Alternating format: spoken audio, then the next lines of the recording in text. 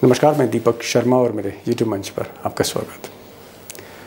दोस्तों, बीजेपी के भीतर आजकल दबी जबान में बड़ी चर्चा है कि 4 जून के बाद योगी आदित्यनाथ का क्या होगा। अब 4 जून को लोकसभा चुनाव के नतीजे आ रहे हैं और इस दिन अगर मोदी जी जीतेंगे तो लखनऊ में क्या योगी रहेंगे या नहीं रहेंगे। और अगर मोदी हारते हैं, 4 जून को जो नतीजा है मोदी के हाथ से अगर निकल जाता है, तो फिर योगी आदित्यनाथ की बीजेपी में क्या पोजीशन होगी। सवाल बड़ा अहम भी है, दिलचस्प भी है। अब चर्चा इस बात की भी है कि जिस तरह मोदी जी ने मध्य प्रदेश में शिवराज सिंह चौहान को मुख्यमंत्री की कुर्सी से नीचे उतार दिया, या फिर वसुंधरा राजे का राजस्थान में हिसाब कर दिया, या रमन सिंह की छुट्टी कर दी छत्तीसगढ़ में, क्या इसी तरह से इसी तर्ज पर उत्तर प्रदेश में 2 बार के मुख्यमंत्री योगी आदित्यनाथ का हिसाब करने जा रहे थे मोदी जी या शाह साहब। या फिर जानकार जो कहते हैं कि मोदी जी इसलिए रुक गए क्योंकि लोकसभा चुनाव बहुत करीब आ चुका था, 80 सीटों वाले उत्तर प्रदेश में, और शायद इसीलिए कुछ वक्त दे दिया योगी जी को गुजरात लॉबी ने। अब दरअसल उत्तर प्रदेश की कहानी थोड़ा छत्तीसगढ़, मध्य प्रदेश, राजस्थान से अलग है। उत्तर प्रदेश में 80 सीटें, 80 सीट्स, हाईएस्ट इन इंडिया। देश में सबसे ज्यादा सीटें लोकसभा के उत्तर प्रदेश में, और इस 80 सीटों में से 2014 में मोदी जी ने 71 + 2 73 सीटें जीती, और 2019 में 62 + 2 यानी 64 सीटें जीती, होलसेल के रेट पर सीटें जीती।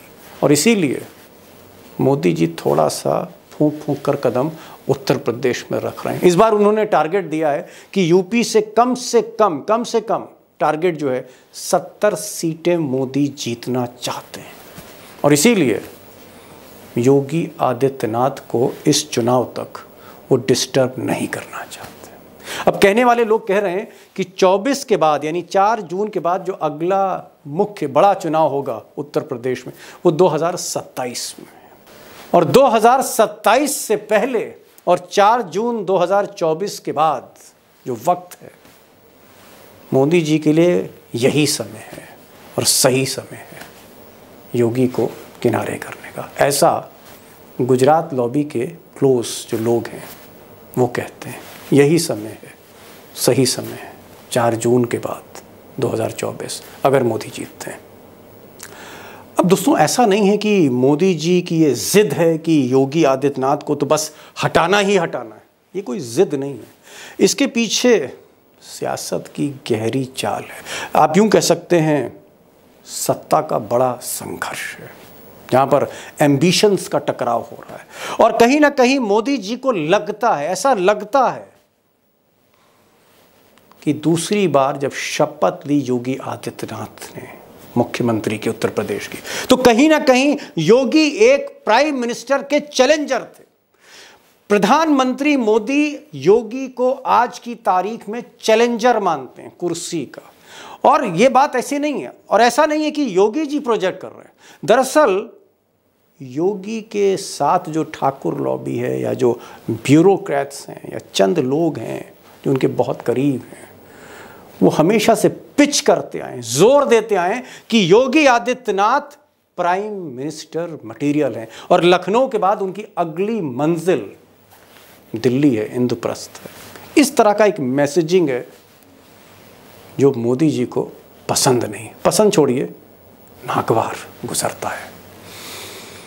कारण नंबर 2। अब कारण नंबर 2 तो और भी ज़्यादा कॉम्प्लेक्स है। मोदी जी नहीं, उनके जो चाणक्य अमित शाह को लगता है कि जब कभी भी बीजेपी में अगर मोदी प्रधानमंत्री फिर से बनते हैं, जब कभी बीजेपी में सत्ता संघर्ष होगा कि मोदी के बाद कौन, तो योगी जी सबसे बड़े चैलेंजर होंगे। इसलिए एक अदावत है, और उत्तर प्रदेश आज की तारीख में योगी और अमित शाह की लॉबीज में डिवाइडेड है, जहां 2-2 deputy chief minister Keshav Prasad Maurya और ब्रजेश पाठक वो अमित शाह के हिमायती हैं। कई ऐसे नेता हैं, छोटे छोटे नेता जैसे संजय निषाद हैं, या फिर ओम प्रकाश राजभर हैं, या फिर अनुप्रिया पटेल हैं, या फिर दारा सिंह चौहान, ये जो छोटे छोटे नेता हैं जातियों के, ये भी कहीं ना कहीं अमित शाह से बंधे हैं। आप कह सकते हैं कि उत्तर प्रदेश में पर्दे के पीछे जो सत्ता संघर्ष है विद इन बीजेपी के भीतर, वहाँ एक तरफ अमित शाह हैं, दूसरी तरफ योगी आदित्यनाथ। और ये मैं कोई आपको नई बात नहीं बता रहा हूँ, आप चाहें तो मेरी टाइमलाइन पे जाके कई वीडियोस देख सकते हैं, अमित शाह वर्सेस योगी आदित्यनाथ। तो ये जो एक सत्ता संघर्ष है मोदी के नीचे, आप कह सकते हैं सेकेंड लाइन में, जिसमें सबसे आगे अमित शाह हैं और बगल में योगी आदित्यनाथ, ये सत्ता संघर्ष भी, ये कोल्ड वॉर भी एक कारण है। 4 जून के बाद छुट्टी हो सकती है। कारण नंबर 3, अब कारण नंबर 3 ये है, वो आप कह सकते हैं कि मोदी का जो स्टाइल ऑफ गवर्नेंस है, उस स्टाइल ऑफ गवर्नेंस में योगी जी फिट ही नहीं बैठते हैं।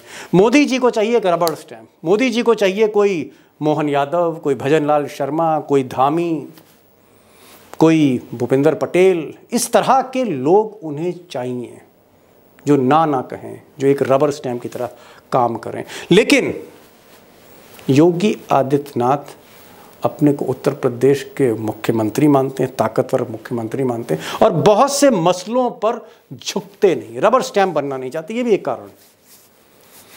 चौथा कारण ये है कि कहीं ना कहीं जो संगठन है बीजेपी का, जो संगठन आप कह सकते हैं अमित शाह की जेब में, या अमित शाह का सपोर्टर आप कह लीजिए, ज़्यादातर अमित शाह के लोग ही संगठन में, वो संगठन जो आप कह सकते हैं बीजेपी में बड़ी अहमियत रखता है, उसके रिश्ते योगी आदित्यनाथ के साथ अच्छे नहीं हैं। तो विधायक जो हैं वो भी योगी से कहीं ना कहीं नाराज़ रहते हैं, क्योंकि दिल्ली उकसाता रहता है। मंत्रिमंडल में कई मंत्री हैं जो योगी के खास नहीं, अमित शाह के खास है, और संगठन तो फिर गुजरात लॉबी के हाथ में है। तो संगठन से भी अच्छे रिश्ते योगी जी के नहीं हैं। ये मैंने कुछ आपको कारण बताया जिससे आपको पता लग सके कि अगर तीसरी बार प्रधानमंत्री मोदी बनते हैं और अगर सीटें अच्छी खासी आईं तो फिर योगी जी के अच्छे दिन नहीं हैं। ये सच्चाई है। अब दोस्तों, सत्ता के इस खेल का एक दूसरा पहलू भी है। जो बीजेपी के भीतर जो सत्ता संघर्ष है, इसका एक दूसरा पहलू, दूसरी तस्वीर भी है, बड़ी चौंकाने वाली है। और वो तस्वीर ये कहती है कि अगर मोदी जी 2024 यानी 4 जून को 272 तक नहीं पहुंचते हैं, 260 पे रुक जाते हैं, 265 पे रुक जाते हैं, 240 पे रुक जाते हैं, और बड़ी मुश्किल से सरकार बना पाते हैं। सरकार तो बना लेंगे, ईडी सीबीआई सब कुछ उन्हीं के हाथ में होगा, इलेक्शन कमीशन, राष्ट्रपति, सब कुछ, तो सरकार तो बन जाएगी मोदी की 240-250 सीटों पर भी। लेकिन इस कमज़ोर स्थिति में मोदी जी योगी को फिर हटा नहीं पाएंगे। योगी को फिर हटाना बहुत टेढ़ी खीर होगा। और हाँ, अगर 240 से भी नीचे चले गए, मोदी जी चुनाव ही हार गए एक तरह से, तो फिर बीजेपी में जो सबसे ताकतवर नेता होगा, या सबसे ताकतवर नेता, और चुटकी भर में जब मोदी जी हारेंगे उसके एकदम तुरंत बाद आप कह सकते हैं जो बीजेपी का सिनेरियो बनेगा, उसमें सबसे ताकतवर नेता तब सिर्फ और सिर्फ योगी आदित्यनाथ होंगे। और ये घड़ी भी बड़ी नागवार गुजरेगी गुजरात लॉबी पे।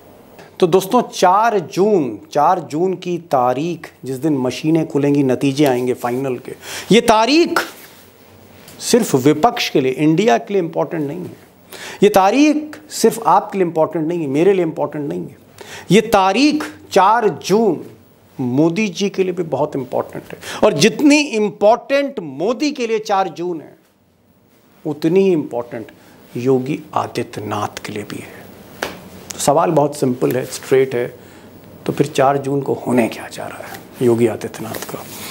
मुझे लगता है कि इस विषय पर प्रोफेसर रविकांत, जो लखनऊ में योगी के घर से कुछ दूर रहते हैं और एक बड़ी बारीक निगाह उत्तर प्रदेश में रखते हैं और बहुत बेबाक बोलते हैं, राजनीति को समझते हैं, समीकरण समझते हैं, कैमरे पर बोलते हैं निर्भीक और समझाते हैं, अच्छा विश्लेषण करते हैं, एक सेकंड ओपिनियन लेते हैं इसी सवाल पर।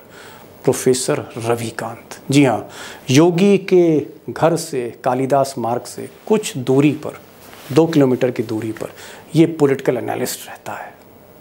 नाम है प्रोफेसर रविकांत, और खुलकर बोलते हैं। चलते हैं लखनऊ रविकांत जी के पास। डॉक्टर साहब, पहला सवाल ये है कि अगर 4 जून को अगर मान लें कि मोदी सरकार लौट रही है, और अगर बहुमत के साथ लौट रही है, अगर ये मान लिया जाए, तो ऐसी चर्चा है कि योगी आदित्यनाथ के लिए फिर दिन बहुत कम है। 4 जून के बाद योगी आदित्यनाथ का क्या होगा? अगर प्रचंड बहुमत के साथ अमित शाह और मोदी आते हैं, तो जो हाल हमने शिवराज सिंह चौहान का देखा, वसुंधरा राजे का देखा, या फिर येदियुरप्पा का देखा, या बाकी लोगों का देखा, क्या उसी फेरिस्त में हम योगी आदित्यनाथ को भी गिनेंगे? जी देखिए दीपक जी, 75 साल पर रिटायरमेंट की जो तारीख जो तय की है मोदी जी ने, लेकिन शिवराज सिंह चौहान पहले चले गए, और ऐसे ही कई और लोग जो पहले ही समय के पहले विदा हो गए। तो असल में ये तारीख तो मोदी जी के लिए होनी चाहिए, लेकिन जो आपने कहा कि 4 जून को रिजल्ट अगर ऐसा आता है 19 की तरह, तो फिर विदाई योगी जी की तय है। और ये सिर्फ मैं नहीं कह रहा हूं।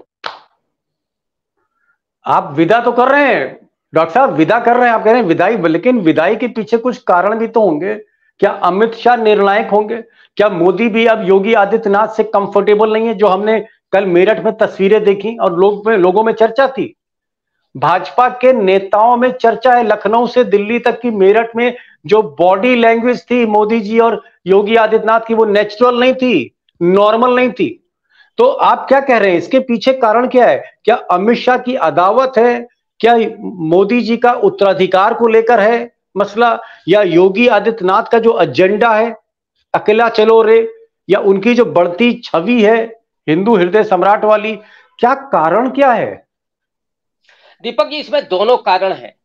पहला कारण वो अमित शाह वाला कि मोदी जी का उत्तराधिकारी कौन होगा, और उसमें स्वाभाविक तौर पर योगी जी का नाम आगे आ रहा है, अगर आप गुजरात के बाहर की बात करें। अब यहीं से दूसरा कारण भी जुड़ रहा है कि क्यों आ रहा है वो नाम। इसलिए आ रहा है कि एक हिंदुत्व की ब्रांड छवि के रूप में, एक एग्रेसिव छवि के रूप में योगी आदित्यनाथ हैं, और ये सिर्फ भगवा कहने भर के लिए नहीं है, वो भगवाधारी भी हैं। इस वजह से स्वाभाविक तौर पर उन्हें मोदी जी का उत्तराधिकारी ही नहीं माना जा रहा है, उनका कंपटीटर भी माना जा रहा है। तो ये दोनों से ही अदावत, माने एक तरफ तो अमित शाह से भी और दूसरी तरफ नरेंद्र मोदी से भी। और इसीलिए मैं कह रहा हूं ना कि ये चर्चा जोरों से है उत्तर प्रदेश में, और बहुत सारे लोग तो उम्मीद लगाए बैठे हैं।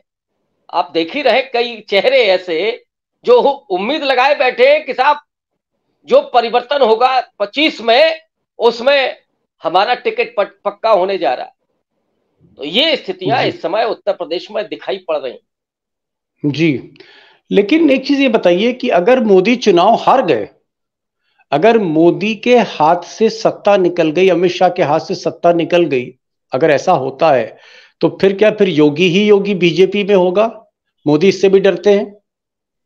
डेफिनेटली। और सत्ता निकल ही नहीं गई, अगर नजदीक भी रहा मामला, माने 270, 72, 75 तक ही रहा मामला, तो भी योगी को हटाना मुश्किल है, फिर इतना आसान नहीं होगा। और अगर कहीं सत्ता हाथ से निकल गई, तब तो फिर मोदी जी की विदाई तय है। फिर तो वो 75 साल का भी नहीं होगा कि 1 साल और मोदी जी लीड कर ले बीजेपी को। फिर तो उनकी जगह पर सीधे योगी आदित्यनाथ की ताजपोशी होनी है कि अगले बीजेपी के लीडर वही होंगे। और ये तो बिल्कुल तय है। वो एक मिनट, एक आप ये कह रहे हैं कि अगर मोदी 240 250 पर आते हैं, बड़ी मुश्किल से सरकार बनाते हैं, तो योगी को नहीं हटाया जा सकता। यानी अगर मोदी की कमजोर सरकार बनती है तो योगी को हटाना मुश्किल है। दूसरी चीज आप कह रहे हैं कि अगर मोदी जी सरकार बना ही नहीं पाते, तो फिर योगी जी सबसे पावरफुल नेता होंगे, क्योंकि सबसे बड़े प्रदेश के मुख्यमंत्री होंगे, नंबर 1। नंबर 2, सबसे एक्सपीरियंस्ड होंगे, उनको 10 साल हो जाएगा।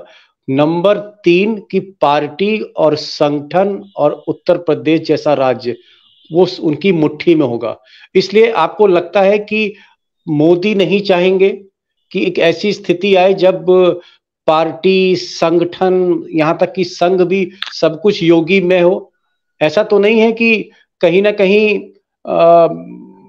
मोदी चाहते थे इनको पहले हटाना, लेकिन उत्तर प्रदेश की स्थिति देख के इनको एक तरह से ब्रीदर दे दिया इन्होंने कि चलो भाई ठीक है, कोई बात नहीं, 4 जून के बाद निपटा जाएगा। हाँ, निश्चित रूप से इसके पहले भी कयास लगाए जाते रहे, कई बार नाम भी उछल करके आए कि कौन अगला मुख्यमंत्री हो सकता है उत्तर प्रदेश का, लेकिन ये हिम्मत नहीं जुटा सके। और उसकी वजह ये है कि मोदी जी अब कहीं से भी और सीट जुगाड़ नहीं कर पा रहे। तो सारा दारोमदार उत्तर प्रदेश में है, योगी आदित्यनाथ के सहारे हैं एक तरह से। लेकिन अद्भुत यह है कि योगी जी के सहारे भी है और योगी जी से सहारा छीनना भी चाहते। दोनों ही परिस्थितियां हैं।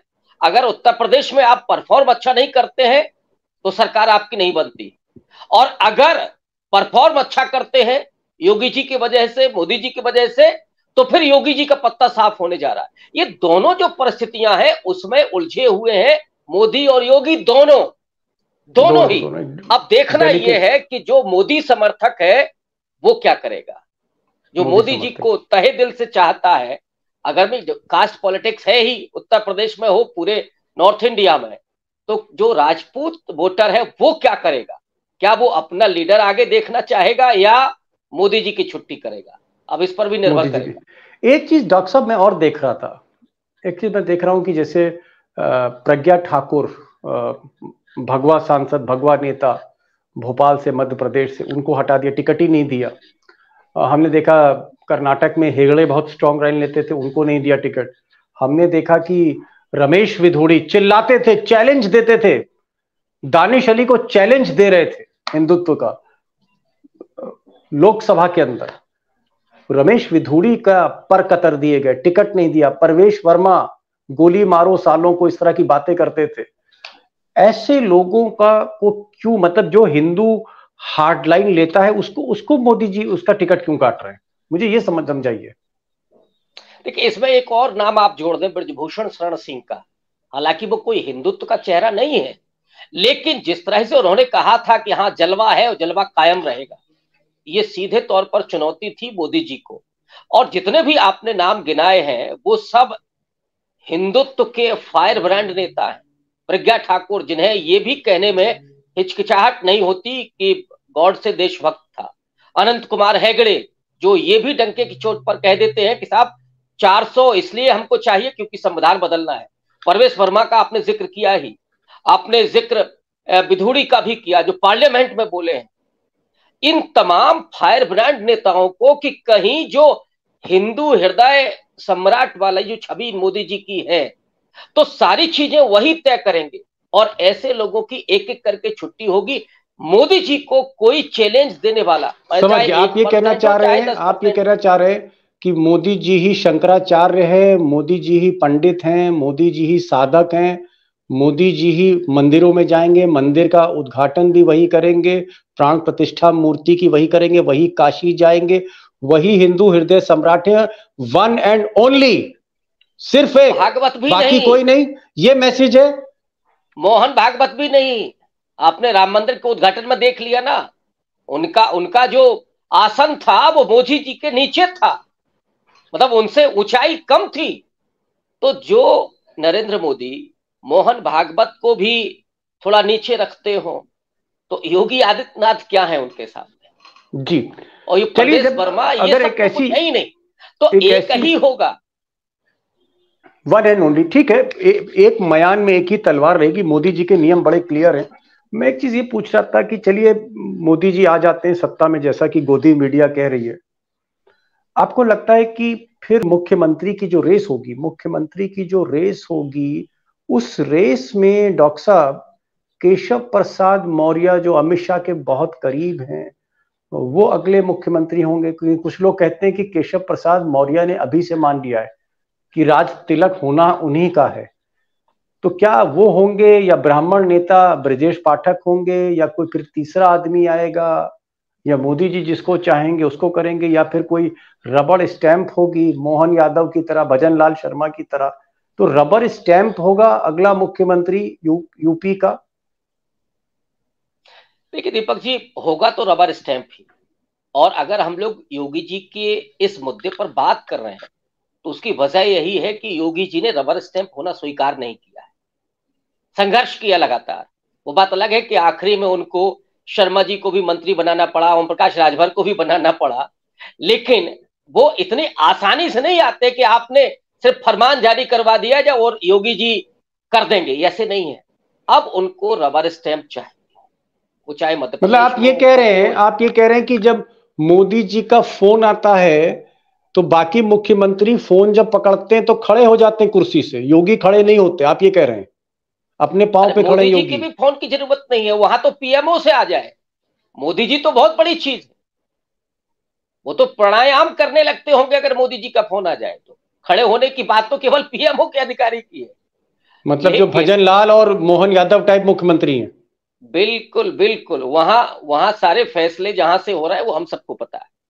लेकिन उत्तर प्रदेश के विषय में जितना मैं समझता हूं यहाँ की राजनीति को, केशव प्रसाद मौर्य सिर्फ वेटिंग रहेंगे, सीएम इन वेटिंग। उनका नंबर नहीं लगना है। और मैं एक बात और कह दूं कि अगर उत्तर प्रदेश में बदलाव होता है, जो कि चुनाव अच्छे सीटों से जीत करके आए, तो मुझे लगता है कि जो मायावती के हालात हैं इस समय, वो मायावती की राजनीति को खत्म करने के लिए किसी दलित को ला सकते हैं, क्योंकि ओबीसी के नाम पर वो मोहन यादव को ला चुके हैं।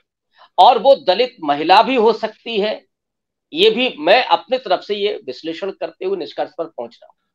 नहीं, समझ गया, आपकी ठीक बात, बहुत वाजिब बात आप कह रहे हैं कि मायावती, क्योंकि एक आप कह सकते हैं उनका जो ग्राफ है बहुत तेजी से नीचे गिर रहा है मायावती का, ऐसी स्थिति में एक कमजोर बहुजन समाज पार्टी का को ध्यान में रखते हुए अमित शाह और मोदी चाहेंगे कि भाई ये जो मायावती का वोट है अपनी तरफ खींचो, इसको लूटो, और इसको लूटने के लिए एक दलित चेहरे को आगे रखो।